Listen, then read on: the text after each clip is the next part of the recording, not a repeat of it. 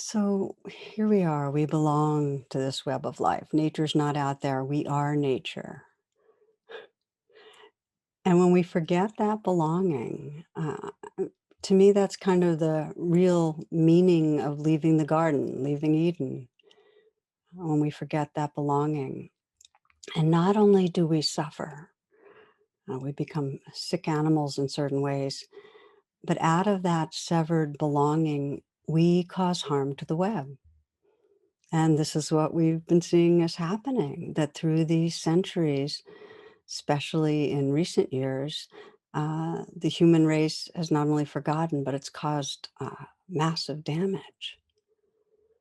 We know that this larger body we belong to, this web of life, it's struggling, it's sick, it's in dis-ease.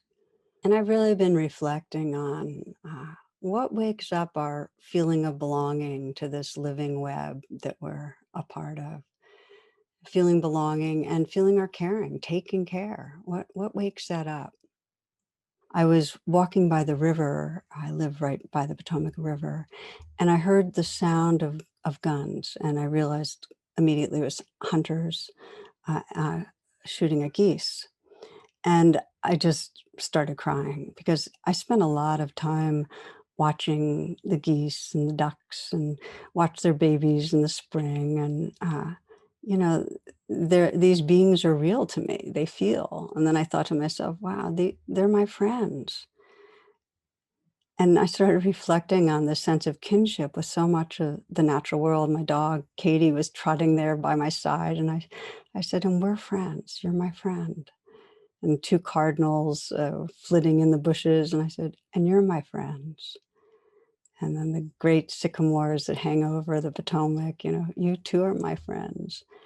So along with that wash of sorrow, I was just feeling this belonging to a world of living beings, subjectively aware feeling beings.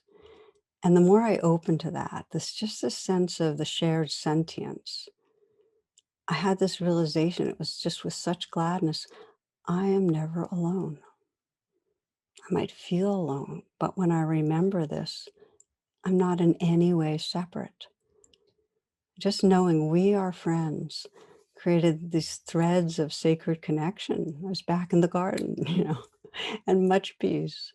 So it's continued, and often now I'll see a tree or a plant, and I'll either say we are friends, or I'll say thank you just for your being, or I'll send love and just feel it loving me back. But really, what I'm feeling is just this field of loving, of connection. And inside, I have a tree you can see over there. It's a false Aurelia, and I've had it for years, and when I care for it, when I'm giving it water or just reflecting on it, I can feel my caring, and I feel like we're in relationship.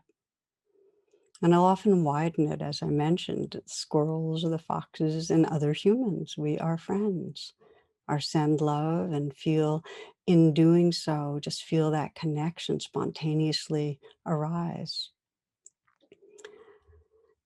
So it might sound like anthropomorphizing, and and conceptually it is, but on some level, all parts of this universe are connected. We know that. All parts, everything influences everything. Everything's in relationship. And if we can enter into that, and whatever reflections help us enter into that, tasting that relatedness with tenderness, for me, draws me into this wordless truth of belonging.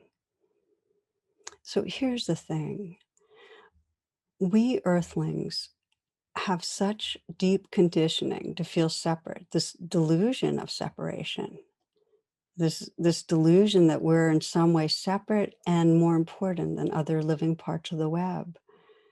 Yet the freedom and the joy in realizing belonging, that every life form is intrinsically sacred, um, it brings such happiness and open-heartedness.